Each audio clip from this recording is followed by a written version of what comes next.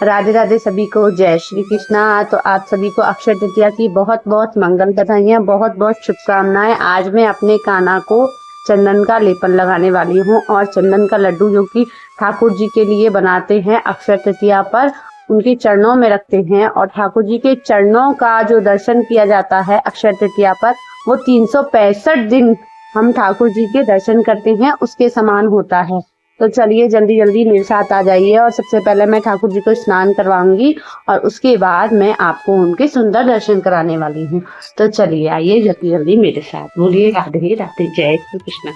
तो राधे राधे सभी भक्तों को अक्षय तृतीया की सभी को बहुत बहुत मंगल बधाइयाँ। तो आज है अक्षय तृतीया और अक्षय तृतीया का पर्व पूरे ब्रज में बड़ी धूमधाम से मनाया जाता है। तो मैं भी उसी की तैयारी कर रही हूँ। मैं ठाकुर जी के लिए सफ़ेद फूलों की माला बना रही हूँ, क्योंकि इस दिन ठाकुर जी का चंदन से लेपन किया जाता है और फूल बंगला बनाया जाता है। तो चलिए मेरे साथ आ जाइए आप भी। ठाकुर जी के लिए हम कुछ तैयारियां करते हैं और कैसे मैंने अक्षय तृतीया का पर्व मनाया, आइए सब लोग मेरे साथ मिलकर बोलिए बांके बिहारी लाल जी की जय। इस दिन बिहारी जी के चरण कमलों के दर्शन किए जाते हैं और उनको चंदन का लेपन लगाया जाता है। तो आज हमारे जो कृष्ण कन्हैया हैं, मेरे कनुआ हैं, उनके भी चरणों के दर्शन कराएंगे आपको, क्योंकि सभी मंदिरों में ठाकुर जी के श्री अंगों पर चंदन का लेपन लगाया जाता है। और 365 दिन ठाकुर जी के चरण कमलों के दर्शन नहीं होते। ठाकुर जी 364 दिन बिहारी जी के चरणों के दर्शन छिपे रहते हैं।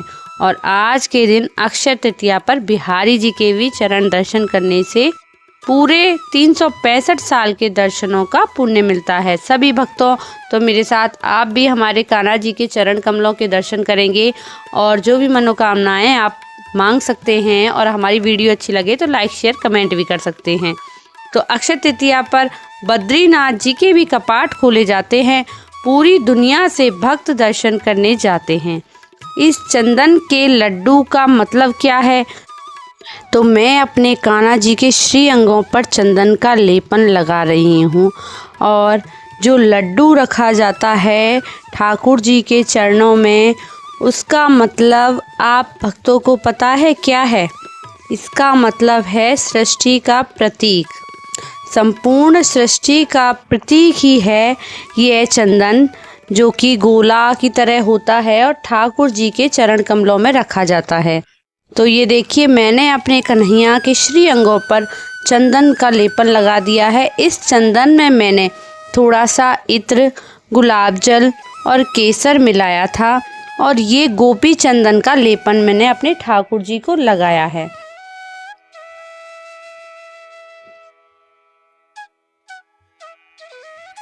और ब्रज में कहा जाता है कि इन्हीं चरणों के दर्शन से जीव का उद्धार होता है।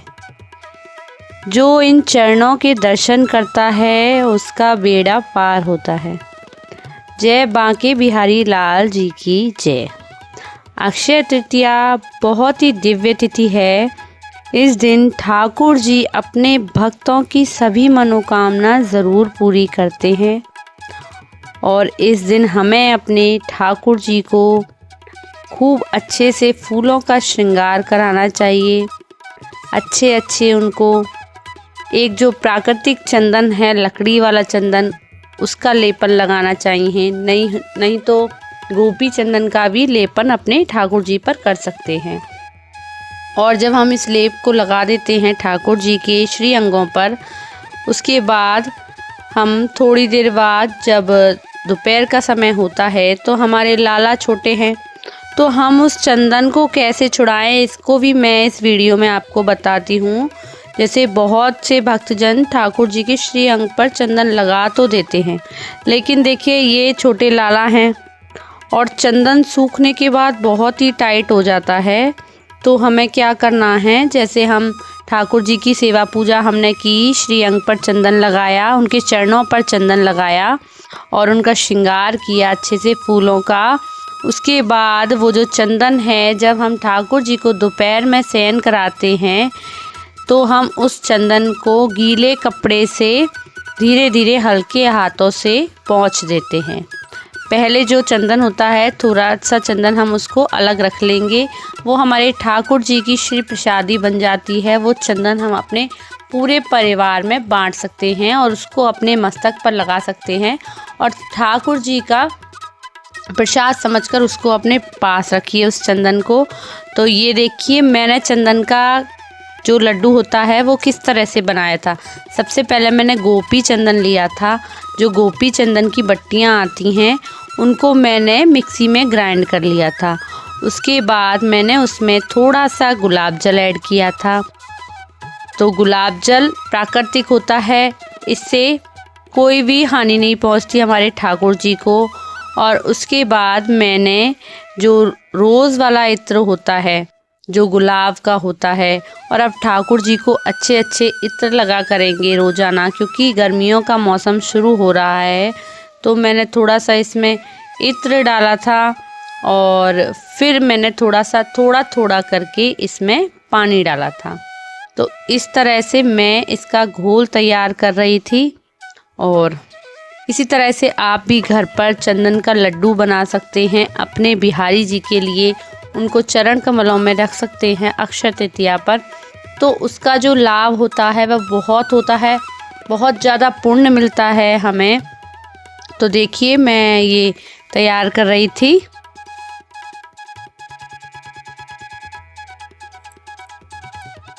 जब हम ठाकुर जी के लिए चंदन का लड्डू बनाते हैं तो हमें शुद्धता पवित्रता का विशेष ध्यान रखना है कि हमारे गंदे हाथ ना हों और जो चीज़ें हम यूज़ कर रहे हैं वो एकदम प्राकृतिक हों। जो दाने वाला चंदन आता है, कलर वाला, उससे क्या होता है, ठाकुर जी के मस्तक पर रिएक्शन भी हो जाते हैं। तो मैं हमेशा ये गोपी चंदन यूज़ करती हूँ। तो धीरे धीरे करके मैंने इसके पेड़े बनाना शुरू कर दिया था, गोल गोल पेड़े, जैसे लड्डू होता है बेसन का, उस तरह से जो बांके बिहारी जी का लड्डू होता है उसी तरह से आज हम लड्डू बना रहे हैं अपने कन्हैया के लिए। और मैं ऊपर अपने गोपाल जी के लिए लड्डू बना रही हूँ और नीचे मंदिर के लिए भी मैंने कन्हैया जी के लिए चंदन का लड्डू बनाया था। और एक बात और बताती हूँ आपको कि इस दिन बिहारी जी पर भक्त पायल क्यों अर्पित करते हैं।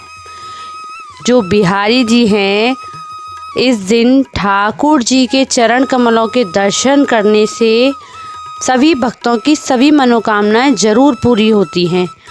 और कुछ भक्त जो ऐसे होते हैं जिनका विवाह नहीं हो रहा है, तो वो ठाकुर जी को पायल अर्पित करते हैं।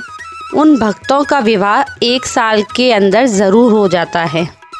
जब हम ठाकुर जी को समर्पित हो जाते हैं तो ठाकुर जी हमको सर्व सुख प्रदान करते हैं। और अक्षय तृतीया को दान पुण्य किया जाता है, क्योंकि इस दिन किया गया दान कभी क्षय नहीं होता।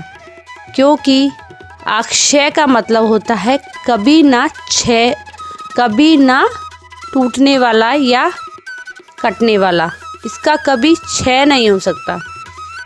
तो इसलिए अक्षय तृतीया पर सभी भक्त खूब दान करिए और दान करने से पुण्य मिलता है। ठाकुर जी की सेवा कीजिए और अपने आप को ठाकुर जी को समर्पित कर दिए, क्योंकि जब आप खुद को ही समर्पित कर दोगे कन्हैया पर तो फिर वो उसकी जिम्मेदारी हो जाती है कि आपको क्या चाहिए और क्या देना है। तो देखिए, इसके बाद मैंने नीचे के लिए चंदन का लड्डू बनाया था, नीचे जो हमारा राम मंदिर है उसके लिए, क्योंकि सभी मंदिरों में अक्षय तृतीया को चंदन का लड्डू ठाकुर जी के चरणों पर जरूर समर्पित किया जाता है और फिर इसी लड्डू को भोग स्वरूप भक्तों में बांट दिया जाता है। तो मैंने लड्डू बना लिया था और उसके ऊपर तुलसी दल रख दिया था। और ये देखिए, हमारे ठाकुर जी कितने सुंदर लग रहे हैं, मानो साक्षात बिहारी जी का स्वरूप इनके अंदर आ गया है। देखिए, बिहारी जी वृंदावन में हों या मदन मोहन जी हों, उसका मतलब ये नहीं कि हम बिहारी जी को ही समर्पित करेंगे। आपके यहाँ पर जो मंदिर में लड्डू गोपाल जी हैं, आप उनको समर्पित कर सकते हो, या फिर जो मंदिरों में कन्हैया के स्वरूप होते हैं उनको भी आप इसको समर्पित कर सकते हो। आपको भाव एकदम बिहारी जी वाला आएगा। जब मैंने कन्हैया के चरणों में ये चंदन का गोला बनाया था, लड्डू बनाया था, और जब मैंने इनको समर्पित किया था तो मानो स्वयं वृंदावन का ही भाव मेरे मन में आ रहा था। और हमारे कन्हैया इतने सुंदर लग रहे थे, आप सभी लोग दर्शन कर सकते हैं, बहुत ही सुंदर लग रहे थे। इन्होंने देखिए नीले कलर की ड्रेस पहनी हुई है जो कि हमारे कान्हा को बहुत प्रिय है। और कान्हा को नीला रंग क्यों प्रिय है? क्योंकि हमारी किशोरी जी को प्रिय है। तो देखिए हमारे ठाकुर जी के दर्शन कितने सुंदर और मनमोहक हैं। आप सभी लोग इन दर्शनों का लाभ उठाइए और अक्षय तृतीया पर ठाकुर जी से अपनी मनोकामनाएं जरूर मांगिए। तो ठाकुर जी आपकी सभी मनोकामना पूरी करेंगे। और जो भी भक्तजन इस वीडियो को देख रहे हैं, आपको अगर वीडियो अच्छी लगी हो तो लाइक शेयर कमेंट में राधे राधे हमें ज़रूर लिखें। और आपको हमारी वीडियोस कैसी अच्छी लगती हैं या कैसी लगती हैं, या हमारी वीडियो से कुछ सीखने को मिलता है तो हमें अवश्य बताएं। और हमारा इंस्टाग्राम पे भी पेज है नुपुर की भक्ति के नाम से। और उसके बाद हम गए थे शाम को गौशाला, क्योंकि अक्षय तृतीया पर गौ सेवा करने का भी बहुत ही पुण्य माना जाता है। जो भक्त इस दिन गौ की सेवा करते हैं उनको 33 देवी देवताओं का 33 करोड़ देवी देवताओं का पुण्य मिलता है। तो राधे राधे सभी को, जय श्री कृष्णा। वीडियो कैसी लगी हमें लाइक शेयर कमेंट ज़रूर करें और मिलते हैं